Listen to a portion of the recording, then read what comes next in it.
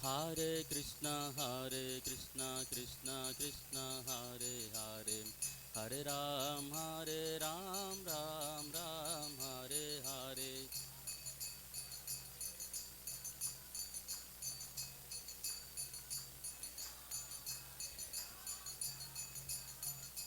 Hare Krishna,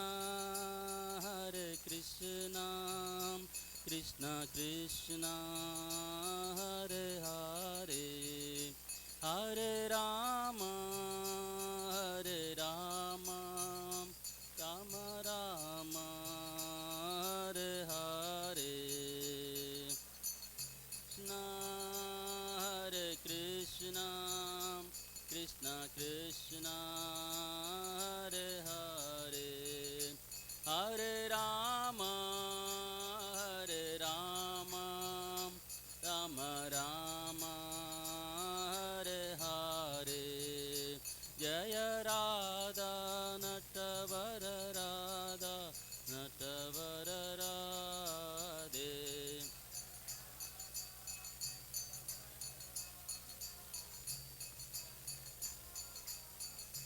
Jaya Jagannath, Jaya Jagannath, Jaya Balram Dev, Jaya Subhadra.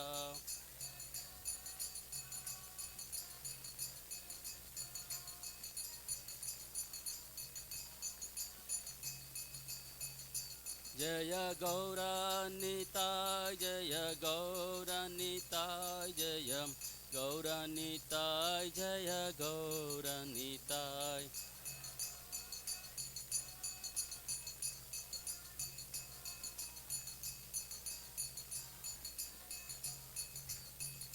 Jaya Prabhupada, Jaya Prabhupada, Jaya Prabhupada, Jaya Prabhupada.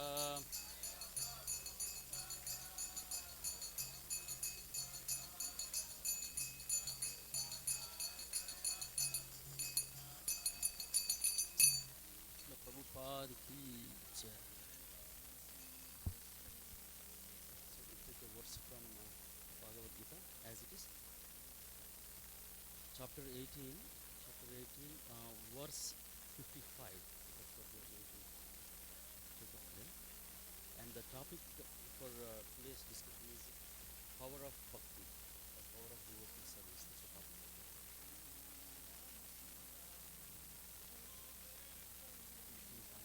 18.55. Does anyone know what is 18.55? Which is a very one of the popular verses in Bhagavad Gita. It talks about devotional service. Anyone is aware of it? No, that's fine. Okay, let's do it. Please repeat after me. Bhaktya mam abhijanati yavan yaschashmi tatvataha tato mam tatvato jnatva vishate tadanantaram.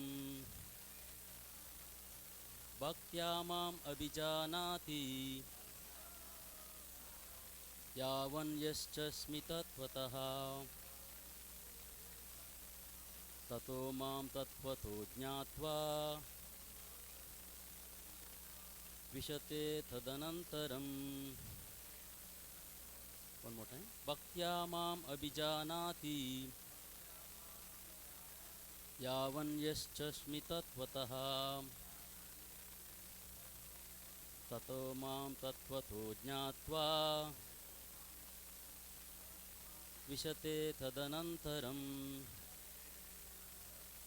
Translation by His Divine Grace A.C. Bhaktivedanta Swami Prabhupada.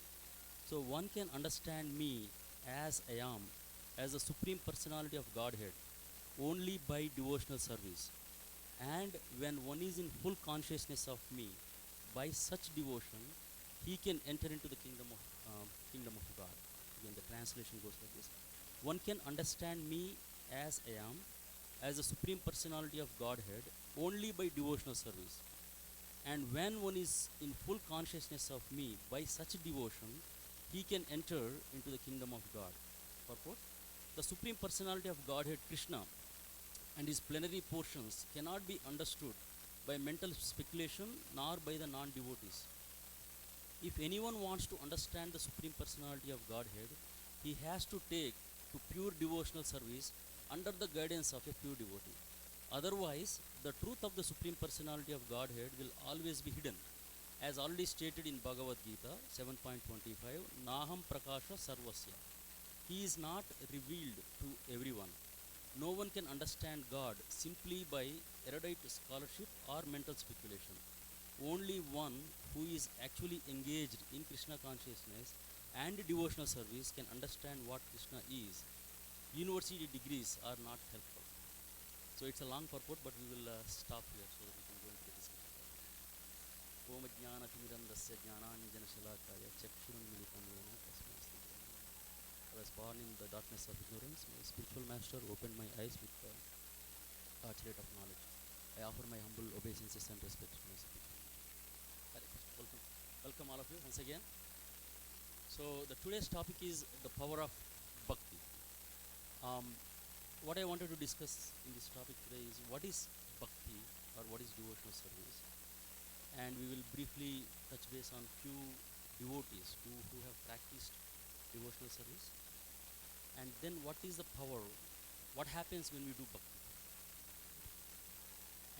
and also today I wanted to discuss about one wonderful Vaishnava, Bilvamangal Thakur. Brief life of Bilvamangal Thakur. He is a wonderful devotee. Maybe like 15-20 minutes we will spend on that, and then if time permits, one of the compositions of Bilvamangal Thakur we will sing together. We will do a bhajan on that. So it all depends on how the time permits, but that's what I wanted to cover today. So what is Bhakti? How do we define Bhakti? We are all practitioners of Bhakti Yoga or Bhakti, and oftentimes we use the word devotees. Welcome devotees, Hare Krishna devotees. So what is a devotee? How do we understand devotional service? How do we define Bhakti? And what does our acharyas say the definition of Bhakti? So when we say devotee, it's a very, we use the term very loosely. In one sense, everybody is a devotee. Like for example, a kid going to LKG is a student, and a person going to Ohio State University is also a student. So both are students, but the gradation is different. Similarly, the Bhakti is also the devotion or devotee has different levels, different levels of sadhakas. There are 9 stages of Bhakti that are mentioned. 9 stages. So the first stage is Adho Shraddha. Next one is Sadhu Sangha. Adho Shraddha means the initial faith, the fundamental basic faith one has. That is Adho Shraddha. And the next stage of devotion is Sadhu Sangha. Sadhu Sangha means one has basic faith. Then they get associated with the like-minded people, those who are practicing devotee service also. So that is Sadhu Sangha, associating with like-minded people or devotees. And the third stage, Bhajana Kriya. So what do we do in the association of devotees? We do Bhajana. That means chant the holy names of Krishna, or read about Krishna, discuss about Krishna. That is Bhajana Kriya. And the fourth stage in the devotional process of the Bhajana devotion is Anartha Nivritti. Anartha Nivritti means Anarthas. Anarthas means which are unwanted things in the heart. So the fourth stage in the Bhakti is removing all unwanted things from the heart. That's Anartha Nivritti. And the fifth one, after removing the Anartha Nivritti, see, every stage includes the previous stage already. That means you already covered that. Alright. So the fifth stage is Nishtha. Once Anartha Nivritti is done, that means all the unwanted things are gone from your heart. The next stage is Nishtha. Nishtha, nothing but it's a strong faith. The first one is Shraddha, which is a preliminary faith, preliminary understanding of Krishna, accepting Krishna as God. That's about it. But the fifth stage, which is called Nishtha, is a very, very strong, unflinching faith about Krishna, on Krishna. That's Nishtha. And the sixth one is Asakti. Asakti, right? Yeah, Asakti, yeah. Nishtha. And then Asakti. Asakti means inquisitiveness. Ruchi, sorry, that's what I was. Ruchi, Asakti, and then Bhava.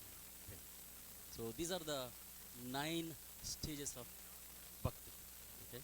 Adho Shraddha, Sadhu Sangha, Bhajana Kriya, Anartha Nivrutti, fifth one is Nishta, sixth one is Ruchi, Asakti, Bhava, and Prema. Prema is the highest stage of devotional service, right? So, when we say Bhakti, our acharyas translated it as devotional service. They did not say just a devotion. It's not a sentiment, it's a devotional service. You know?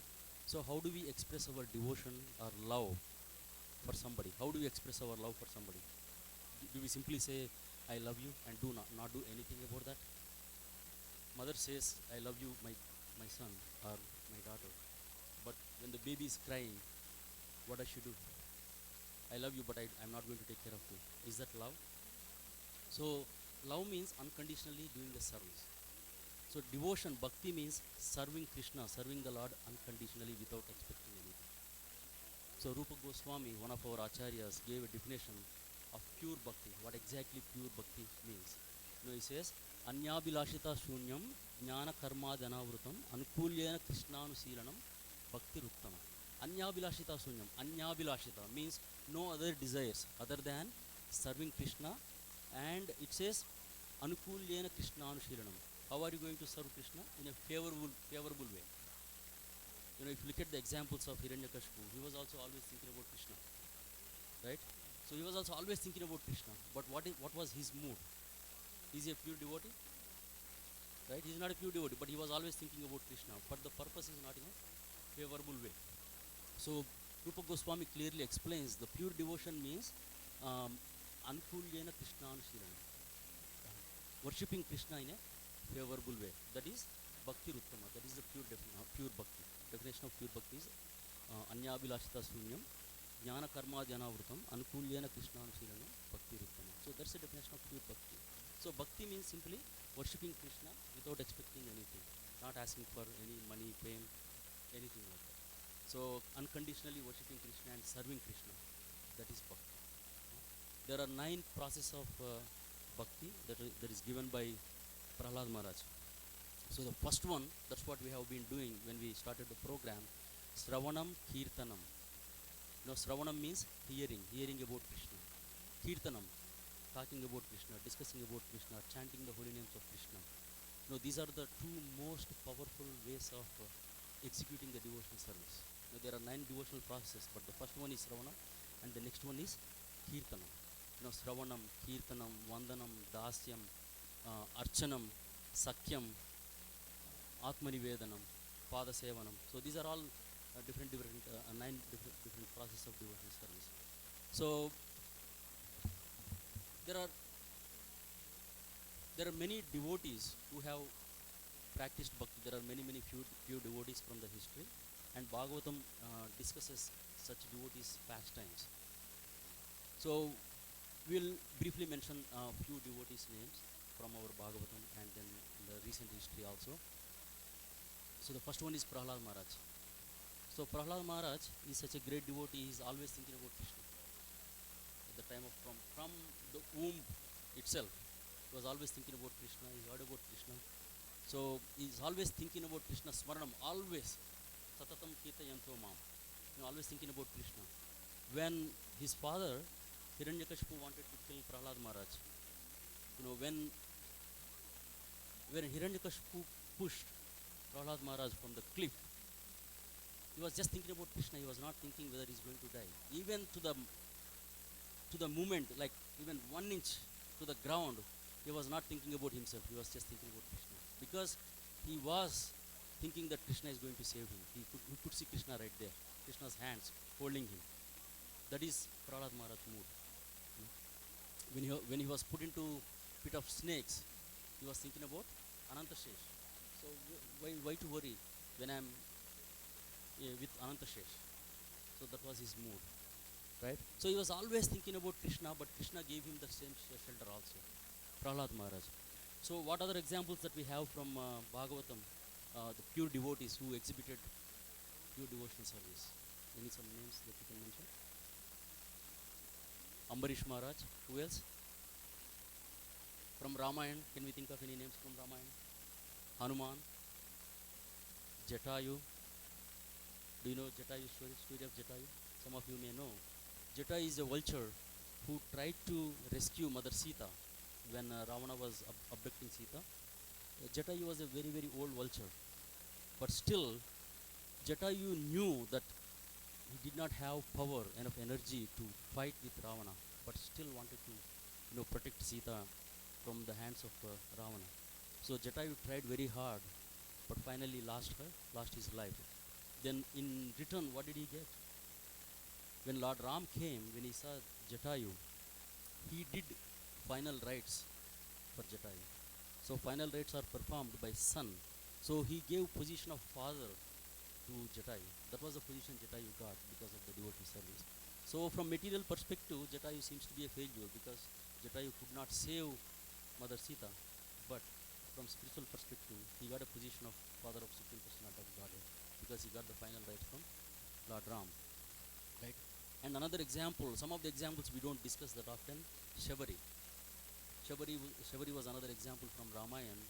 She was entire her life because her spiritual master told her to wait in that ashram, one ashram, that Supreme Personality of Godhead will come there.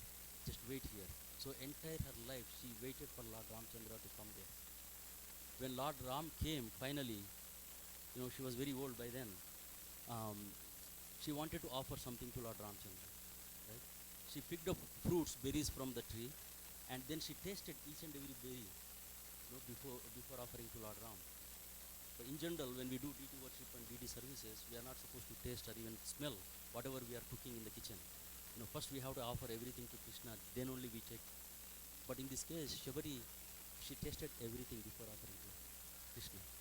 That was the extreme level of devotion which we cannot imitate, but that was her devotion service. Shabari. Right? And in the modern times, we have a very, very wonderful example devotee that we all know. Without his mercy, we wouldn't be here. That is Srila Prabhupada. Srila Prabhupada is such a wonderful Vaishnava. At the age of 69, he traveled from India all the way to USA to spread the glories of devotional service, to spread the message of Lord Chaitanya and Sri Krishna. Right? So can we imagine somebody coming at the age of 69 or 70? So at that age, many people having their grandkids, they want to spend their time with grandkids. But Srila Prabhupada, for the welfare of entire humanity, he traveled to US. And that power is, Srila Prabhupada got this power by Krishna himself. That is the power of devotional service. When one engages himself completely in the service of Krishna, Krishna takes care of them totally. They are empowered to do many, many wonderful things. Right? So, and then another example from there are so many acharyas who have performed devotional service. One such exemplary devotee or Vaishnava is Bilvamangal Thakur. Okay? So we'll come back to Bilvamangal Thakur in a second. But then what happens when we do bhakti? What are the benefits or power of bhakti? What happens when we do bhakti? Can some of you share your thoughts on that? Okay. So by performing bhakti, the impurities in our heart gets cleansed. We become pure. Because when we are doing devotional service, we are directly associating with Krishna, who is supreme pure. So when we are associating with supreme pure, we get purified. That's what happens when we chant the holy names of the Lord. Holy name is not different from Krishna. So when we chant Hare Krishna Maha Mantra, we are directly associating with Krishna. There is no difference between name and Krishna. So that's why we become purified. So that is one thing. And then what happens when we do devotional service? So you control the senses by devotional service. Yes, controlling service, controlling your senses.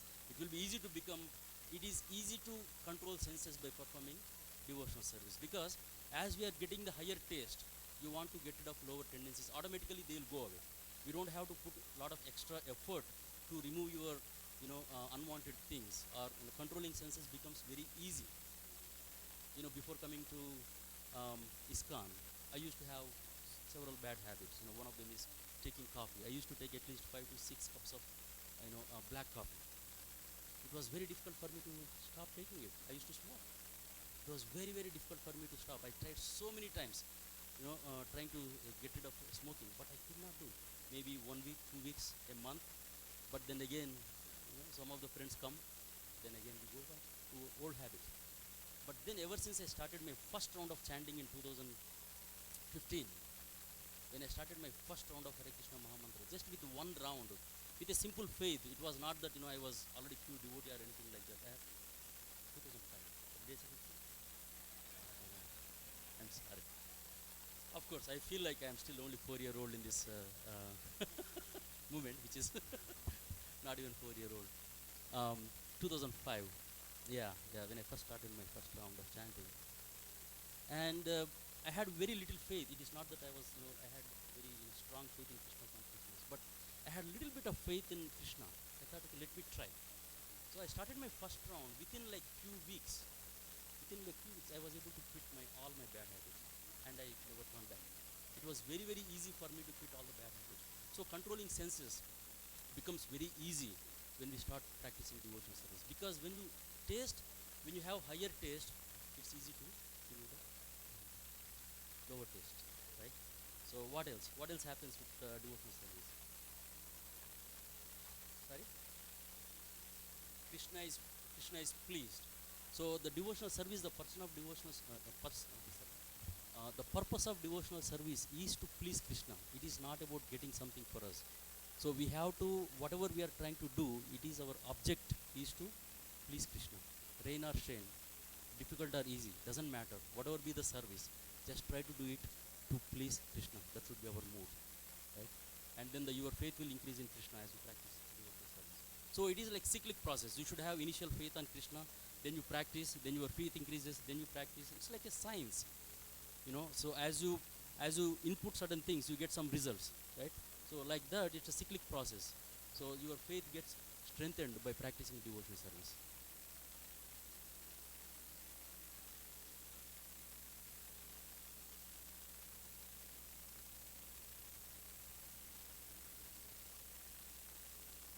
Yeah, so we realize that Krishna will become Krishna is only our protector or the shelter.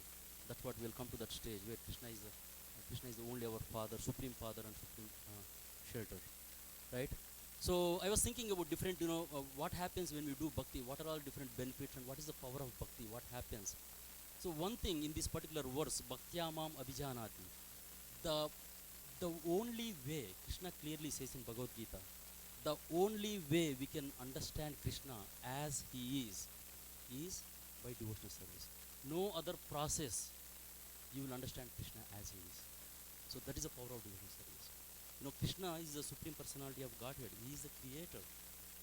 Right? 10.8, verse 10.8 clearly says he is the creator of everything. Everything is emanating from him.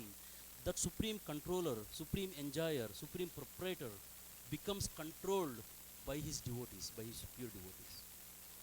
So that is power of devotional service. The Krishna himself will come under control of his own devotees. He will play for you. He will do whatever he wants. He will become a puppet in hands of devotees. He is willing to do anything and everything for devotees. That is possible only by the power of bhakti. Only bhakti can do that. So in next couple of months we are going to have Kartik month, Damodar month. So there are so many wonderful pastimes that Krishna did in Vrindavan, in Damodar Leela. So where Krishna is running, Mother Yashoda is chasing Krishna, and Krishna is trembling in fear. He is running away from Mother Yashoda. Where can we see this phenomena? Supreme Personality of Godhead is just running in fear for Mother Yashoda. In Vrindavan, all gopis and gopas, how do they play with Krishna? They just fight with him, they wrestle with him, they eat food together, they pick up food from each and everyone's mouth. So that's how they play. So Krishna comes under control of his devotees. And once they have wrestling match, Krishna and his team is on one side, and Balram and other kids are on other side. So who loses? Krishna loses. And whoever loses, they have to carry other team on their shoulders and carry them. And Krishna loses in that match, and he has to carry his friends. And when he was a small kid, he was carrying footwear of Krishna on his head. Nanda Maharaj. Nanda Maharaj, I am glad you guys are awake. So that's good. At least some of you are awake. Those who are sleeping, please don't snore. It will disturb other people. So, if you want to sleep, that's okay, but don't snore. so as baby Krishna, he used to carry the shoes of Nanda Maharaj on his head. That is the position of Supreme Personality of Godhead. Why did he do that? That is the power of Bhakti. He becomes a servant of his devotees. So when we practice devotional service, Krishna comes under control of devotees. There is nothing else can control Krishna, only devotional service. We can conquer Krishna only by devotional service. Right? And of course, there is other benefits like, once we take material body, we have to go through Janma, Mrityu, Jara, Vyadi. Right? We are in the material world, which is Dukkha, Dosha, Anudarshanam, which is a place of misery. And we have to go through birth, death, old age, and disease. If you want to remember this, it's very easy. B-O-D-Y, body. Okay? Whenever we think about body, we have to think birth, old age, disease. Y means Yamaraj, that is death. So these are the four things we have to, as long as we have this body, we have to go through these four. But how can we get rid of this cycle, from this cycle of birth, death, and old age, disease? Only by devotional service. Yam yam vapi smaran bhavan. At the time of death, if you think about Krishna, you will go back to Krishna Loka. So that is the only way. Only by devotional service we can come out of this birth, death, old age, disease cycle. Right? There was a small story that I heard. Once there was a meeting with meeting of Lord Shiva and Vishnu. So it was in Kailash, beautiful, beautiful mountains. Lord Shiva was there in Kailash. And then Lord Vishnu came on his courier, Garuda, to that place. Garuda was waiting outside. Vishnu went inside to meet Shiva. And then Garuda was enjoying the scenery, the beauty of Kailash, the mountains of Kailash. And then Garuda sees a small sparrow. It's a very, very beautiful small sparrow. And when Garuda looks at that sparrow, he really gets appreciated. Wow, Vishnu's creation, my master's creation is so beautiful.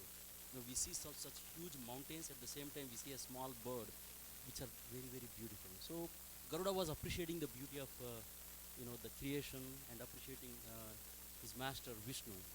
And then Yamaraj comes, because Yamaraj also was supposed to attend this meeting with him. So Yamaraj comes, and then Garuda pays obeisances to Yamaraj, pays his respects to Yamaraj, and then Yamaraj looks at the sparrow, and he gives a physical look, and then goes inside to attend the meeting. Then Garuda observes Yamaraj. Why did Yamaraj look at the sparrow in a physical way? Why is he looking at like this? Then Garuda thinks, whoever Yamaraj looks at, that means death is there. So there is something wrong going to happen to this sparrow. So I must save this sparrow somehow. So then what does Garuda do? She picks up the sparrow. He goes about 4,000 or 5,000 miles away in a very deserted place. There is no one, just there is a small tree, and he keeps the sparrow in that place and then comes back.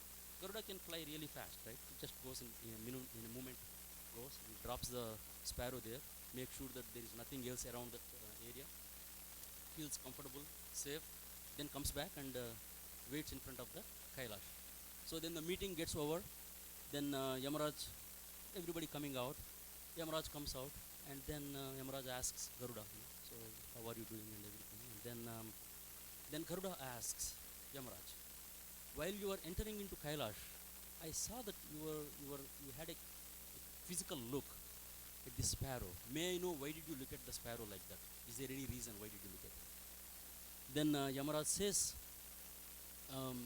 yeah, just before coming here, I saw what is going to happen to the sparrow. According to the karma of the sparrow is supposed to die within few moments.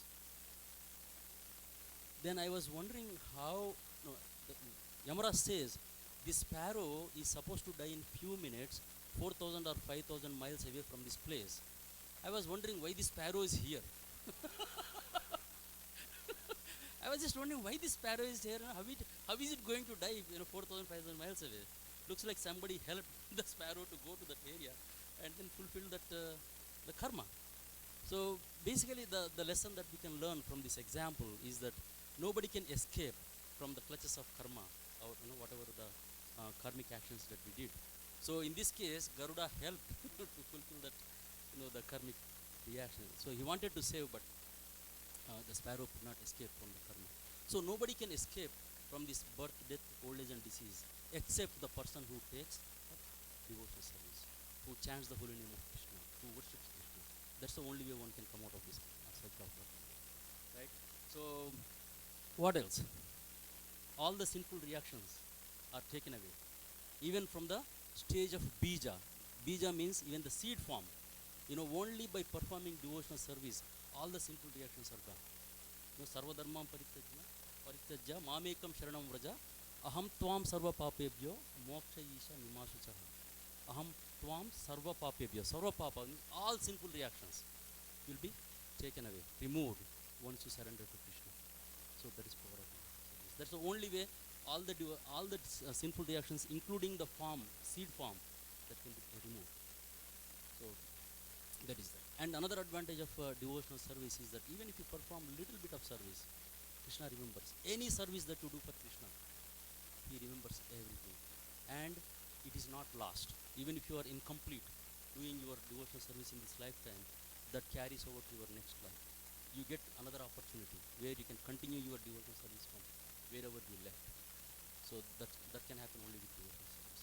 So these are some of the benefits or the power of bhakti. The main thing, the main power of bhakti is only by that you can know Krishna. There is no other way, there is no other means you can know Krishna. Only by performing devotional service, one can know Krishna. Manmana bhava madbhakta madhyaji mam namaskuru. So always think about me, always worship me, become my devotee. Then you will definitely come back to me. That is a promise Krishna is making. Right?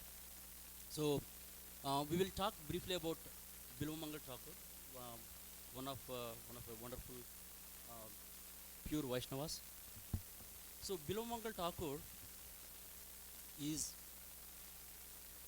from at least 6 to 7 centuries before Chaitanya Mahaprabhu. Now Chaitanya Mahaprabhu, as you know, some of you are new. Chaitanya Mahaprabhu and the Nityananda Mahaprabhu are on the altar on the leftmost. Right? Chaitanya Mahaprabhu is Krishna himself, who appeared 500 years ago, to propagate the holy name, right, to give the holy name to the entire world. So Bilvamangal Thakur appeared about 6 centuries before Chaitanya Mahaprabhu, and he was very well respected by Chaitanya Mahaprabhu. And there are so many teachings, and Bilvamangal Thakur wrote. One of them is very, very popular. It is called Krishna Karnamrita. Krishna Karnamrita is a composition by Bilvamangal Thakur, which is referenced many times in many places, including Chaitanya Charitamrita, and Prabhupada also referenced about Bilvamangal Thakur and Krishna Karnamrita and many other places. Right? So Chaitanya Mahaprabhu, after taking sannyas, he went to South India. He visited so many places. One place where he went was Ananta Padmanabha Swami temple. Not Ananta Padmanabha temple, Adikesha temple. Adikesha temple in Kerala, in present day Kerala, he found one of the scriptures. What is the scriptures he found? Brahma Samhita. Right? So Chaitanya Mahaprabhu found Brahma Samhita. He immediately made a copy of Brahma Samhita, and he started traveling towards north of Adikesha temple. Then he reached a place called Pandaripur. So he took darshan of Vittal, and then as he was passing through a river, he saw several Brahmanas reciting some scripture. So that is Krishna Karnamrita. So they were reciting Krishna Karnamrita together. Then Chaitanya Mahaprabhu gets really attracted by hearing Krishna Karnamrita. So immediately he makes a copy of Krishna Karnamrita, and then he goes back and shares with his associates. So since Chaitanya Mahaprabhu is very, very important to us, and Chaitanya Mahaprabhu referred Krishna Karnamrita, he likes Krishna Karnamrita, so we give a lot of respect to Krishna Karnamrita in that sense, to Bilvamangal Thakur. Right? And Bilvamangal Thakur, in his previous life, he was a pure devotee. He reached up to the stage of Bhava. As I mentioned, there are 9 stages of devotion.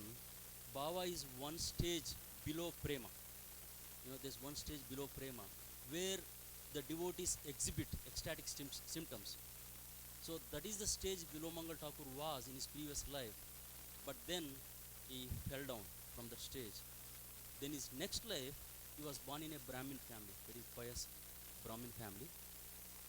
Then as he was growing up, when he was very young, he got attracted to a prostitute. So he got attracted to a prostitute, and then he used to visit this prostitute every day. Every day he used to go, and after some time he was so addicted to that prostitute's name is Chintamani. He used to go to Chintamani every day, and then he was in such a condition. Finally, even one day, when he was supposed to perform his father's Shraddha ceremony. Shraddha ceremony is done in that's basically death anniversary. So even on his father's death anniversary, he wanted to finish the ritual of Shraddha ceremony really quick. He was pushing the priest to do it fast so that he wanted to go to Chintamani. Because he visits every day. He has to visit every day. That is the lusty desires he had. So he forced the priest to finish the Shraddha ceremony or the death ceremony, death anniversary ceremony, and then he wanted to go to Chintamani's house. So there is a river between where he lives and the Chintamani lives, and there was a torrential rain on that particular day, and there was a storm. But he was so determined to go to that place, he just started swimming. There was no boat at that time because of the storm, but still he wanted to cross the river by swimming. And the current on the river was very, very, it was going opposite to the current, but he didn't care about that. So he started swimming towards the other shore, and then it was getting dark. It was getting dark. He was getting tired. He was very, very tired. Swim across the river. Then finally he sees something floating on the water. So he just wanted to grab whatever he sees because he's not in a position to swim anymore. So finally he gets onto something. He thought it's a log of wood, and then he reaches the other side of the shore. But basically it was a corpse. It was a dead body of a human. He did not even realize what he was doing to meet Chintamani, right? So that was his goal. Chintamani is his goal. So whatever is happening, he did not even care what he was doing. So finally he reaches other side of the shore. Bilomangal Thakur reaches other side of the shore, and it was very dark by then. So there was thunderstorms going on. There is a lot of noise, thunders. Then he goes and there is a huge fence or compound wall. He bangs on the gate, but Chintamani couldn't hear because of the noise, other noises. So then he decided to climb the fence and then jump other side of the wall. So he started climbing the wall. By then just you can imagine he was very, very tired swimming across the river. So he was trying to climb the wall, but then he was not able to do it. Finally he sees one branch of a tree hanging. So he immediately grabs that. Something was hanging. He just grabs it, and then somehow or other he jumps into the other side of the wall. Then he falls down because basically he was hanging onto a snake that was not even a tree branch. So he didn't even realize what he was doing, right? So that is power of lust. So then he fell into the other side. Then he got injured because of that. He gets injured because of that. Then there was a huge thump because he fell on the ground. By hearing that, Chintamani comes out of the house to see what is going on, who just came. Then he sees Bilomangal Thakur in that position. She was completely astonished. How can somebody come from the other side of the river in this torrential rain and thunderstorms? How did he even come? She was totally astonished. Somehow, she carries him inside. So by then, Bilomangal Thakur is almost like unconscious. He was totally unconscious. He was about to die. That was the situation. So Chintamani does the first aid, gives first aid, and somehow she saves Bilomangal Thakur. So Bilomangal Thakur, opens his eyes, and then he wanted to enjoy her. Then Chintamani says, I am really surprised, I am amazed that you came all the way from the other side in this storm. If you have little bit of this determination to serve Krishna, you would have become a pure devotee by now. So it struck a deep chord in Bilomangal Thakur's heart. By hearing this, because he did devotional service in his previous life, he was a pure devotee in his previous life, in Bhava stage. So immediately, the dormant, whatever the devotion that he has in his heart, that gets awakened or aroused. So immediately he realizes his mistake, and he decides to go to Vrindavan. Bilomangal Thakur decides to go to Vrindavan to serve Krishna. So he leaves Chintamani and then he starts walking back. He just comes back and he starts walking towards Vrindavan. And on the way, he meets a spiritual master called Somagiri. And then Somagiri, basically, Bilomangal Thakur is an impersonalist initially. He takes initiation from impersonal guru. Then later on, he becomes Vaishnava. He takes initiation from Vaishnava. He's from Vishnu Swami Sampradaya. There are 4 Sampradayas. So Brahma Sampradaya, Rudra Sampradaya, Lakshmi Sampradaya, and Kumar Sampradaya. So Bilomangal Thakur took initiation from Rudra Sampradaya, from Vishnu Swami. So that is the line in which Bilomangal Thakur took the initiation from. So, but initially he takes initiation from impersonalist. So he takes initiation from him, and then he serves him for 1 year. So he takes sannyas from that guru. Then he started walking towards Vrindavan. Then on the way, Bilomangal Thakur sees a beautiful woman. Then he gets attracted to a woman. Even though he's a sannyasi, he's supposed to be renounced, he gets attracted to this woman. Then he starts following that woman. So then that woman's husband, basically the Brahman, he asks the sannyasi, the sadhu, my dear sadhu, why are you following my wife? Then Bilomangal Thakur says, he's a sadhu, it's little, but there is awe and reverence by that Brahmana because he's a sadhu, right? So we give respect to sadhu. So why are you following my wife? Then Bilomangal Thakur says, I want to have your wife with me. He just says like that. So then this Brahman really gets confused, but still, because of respect, says, okay, so be it. Yeah, you can have my wife. Then he goes and tells his wife, this sadhu wants you. So the wife gets really disturbed by this.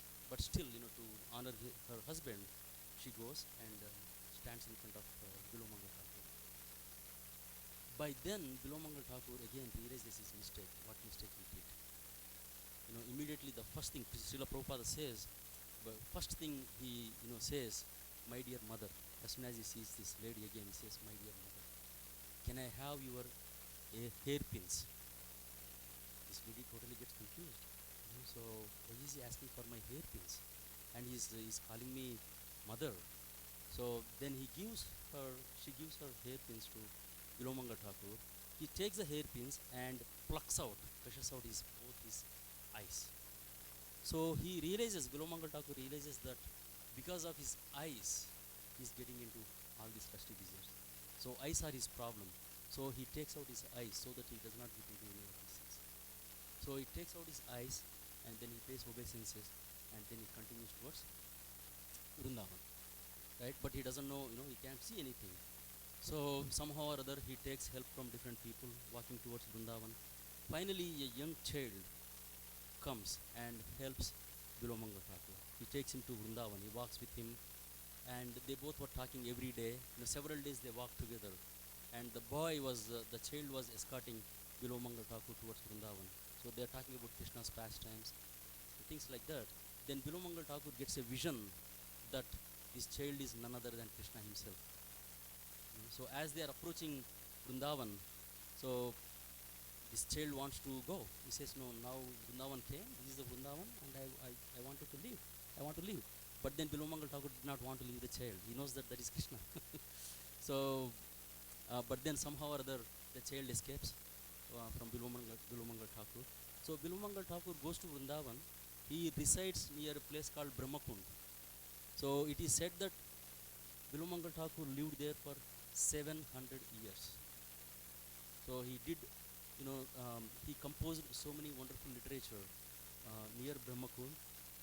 One of them is the famous composition, what is that?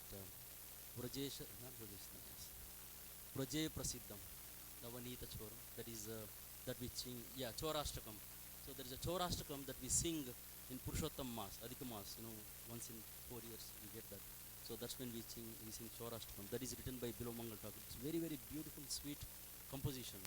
And of course there is a Govinda Stotra. I don't know the entire, I know one line which really is attracting. Govinda Damodara Madhaveti. That's written by Vilomanga Thakur. And his magnum opus is Krishna Karnamrita. Before Vilomanga Thakur, people did not have an idea of the loving relationships with Krishna. That idea was not there. Most of the time, devotees, on reverence. There is a mood, Vaikuntha mood. People worship Krishna.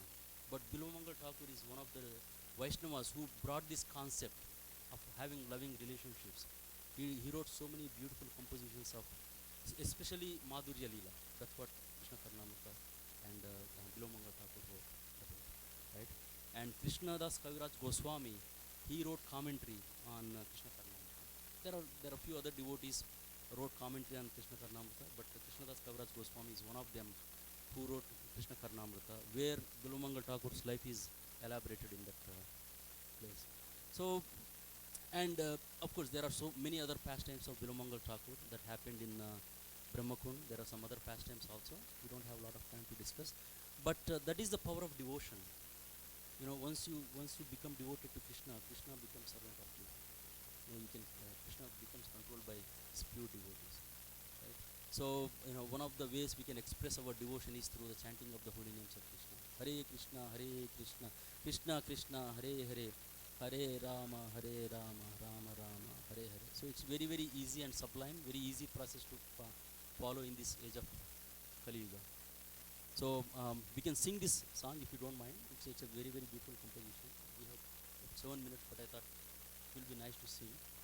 I have song sheets. You can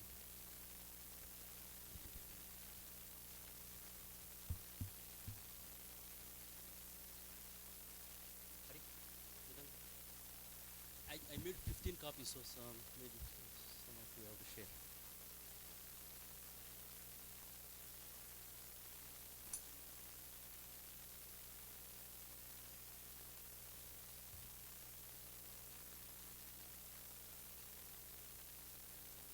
And those who have smartphones, they can pull up the song on that.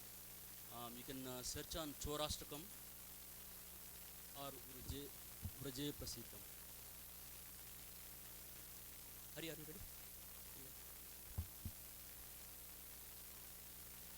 So Hari, except the last one you don't have to play Mridanga at that point. So, but 7 verses you just play the Mridanga and Vraje Prasidham Navanita Choram Gopangananam Chadukula Choram.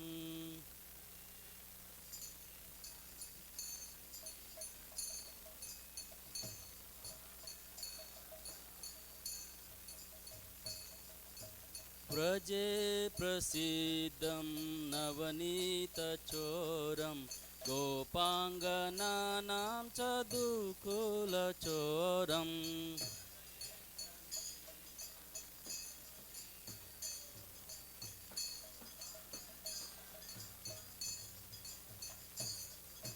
Aneka Janmajita Papa Choram Chauragraganyam Purusham Namami.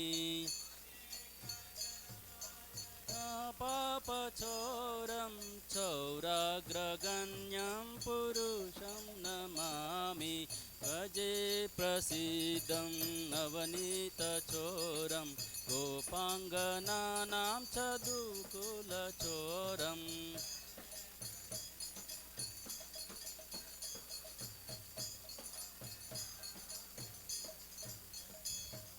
Sri Radhikaya Hridayasya Choram Navambuda Shamala Kanti Choram. Hridayasya Choram Navambuda Shamala. Sri Radhikaya Hridayasya Choram Navambuda Shamala Kanti Choram.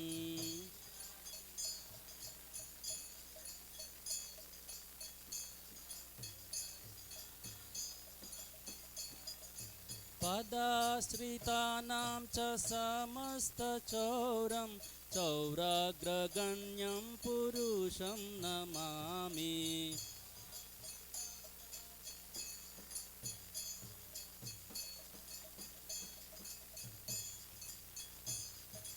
व्रजे प्रसिद्धं नवनीतचोरं गोपाङ्गनानां चदुकुलचोरम्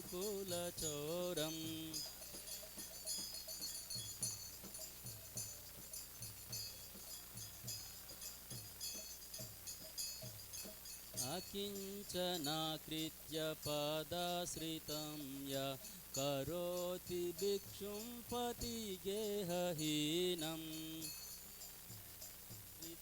पदाश्रितं य करोति भिक्षुं पतिगेहहीनम्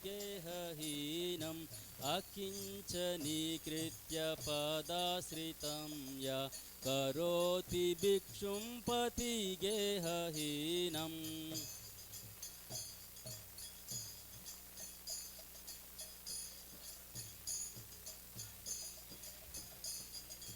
केनाप्यहो भीषणाचौरैदृक् दृष्टा श्रुतो वा न जगतत्रयेऽपि नाचौरैदृक् दृष्टा श्रुतो वा न जगतत्रयेऽपि गजे प्रसिद्धं नवनीतचोरं गोपाङ्गनानां चदुकुलचोरम्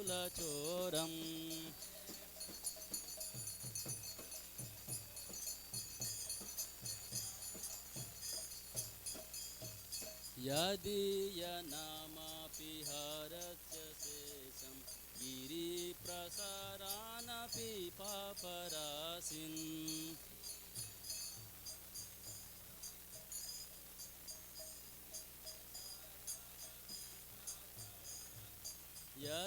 यदीयनामापि हरस्य शेषं गिरिप्रसारानपि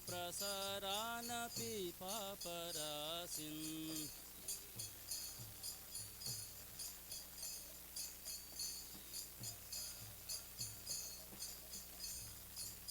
आश्चर्यरूपो ननु चौरयेदृक् दृष्टा श्रुतो वा न माया कदापि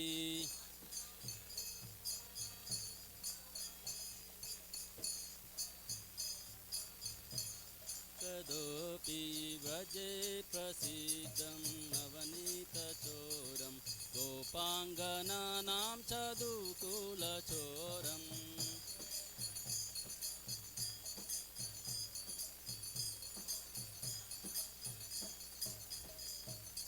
धनश्च मानं च ततेन्द्रियाणि प्राणंश्च हित्वा मम सर्वमेव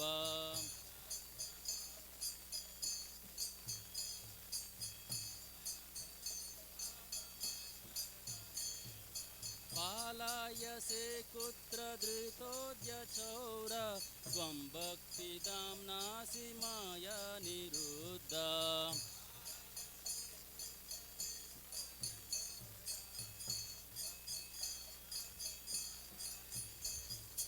व्रजे प्रसिद्धं नवनीतचोरं गोपाङ्गनानां चदुकुलचोरम्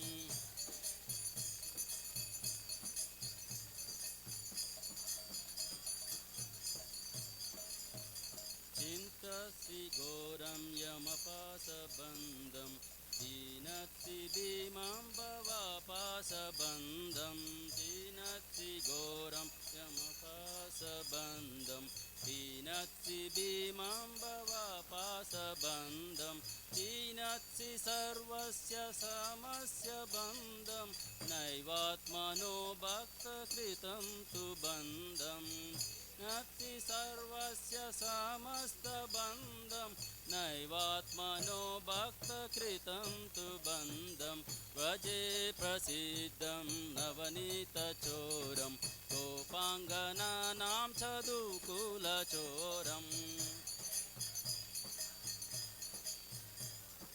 गोपाङ्गनानां चदुकुलचोरम् मन्मानसे तामसारासि घोरे कारागृहे दुःखमाये निबद्धाम्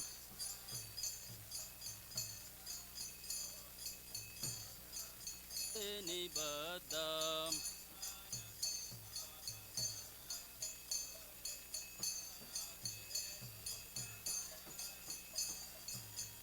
भस्व हे चौर हरे चिराय स्वचौर्य दोषोचितम् एव दण्डम्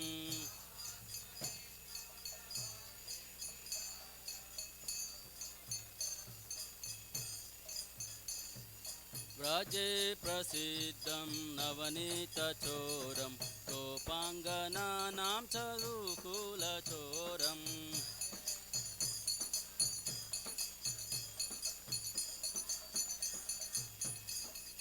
चोरं कराग्रहे वस सदहृदये मदीये मद्भक्तिपाशादृढबन्धननिश्चलसन् त्वं कृष्ण हे प्रलयकोटिशतान्तरेऽपि सर्वस्वचौराहृदयं नहि मोचयामि व्रजे प्रसिद्धं नवनीतचोरं गोपाङ्गनानां च दुकुलचोरम्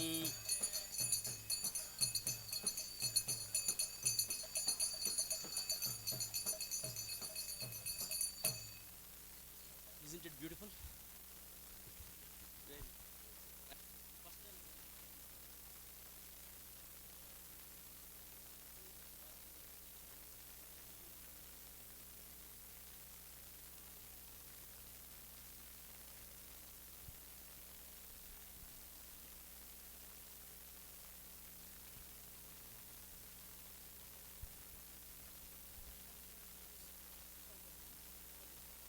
I offer my respectful obeisances to that foremost of thieves, who is famous in Braj as the butter thief, and he who steals the gopis' clothes, and who, for those who take shelter of him, steals the sins which have accrued over many lifetimes. I offer my respectful obeisances to the foremost of thieves, who steals Srimati Radhika's heart, who steals the dark lustre of a fresh rain cloud, and who steals all the sins and sufferings of those who take shelter of his feet. He turns his surrendered devotees into paupers and wandering homeless beggars.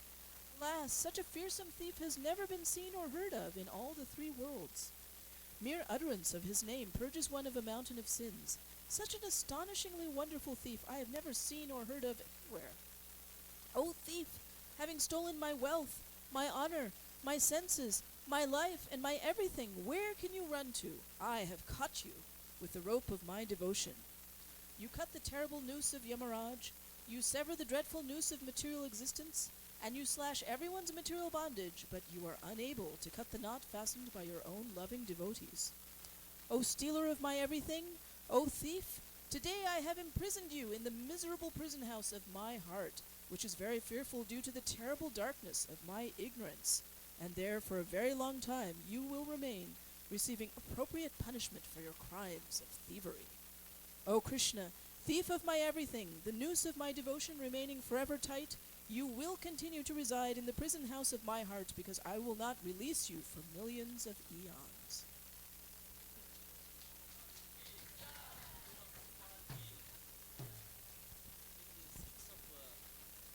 By Bhakti Maharaj. He gave 4-part lecture, which is about 5 hours, about life and the teachings of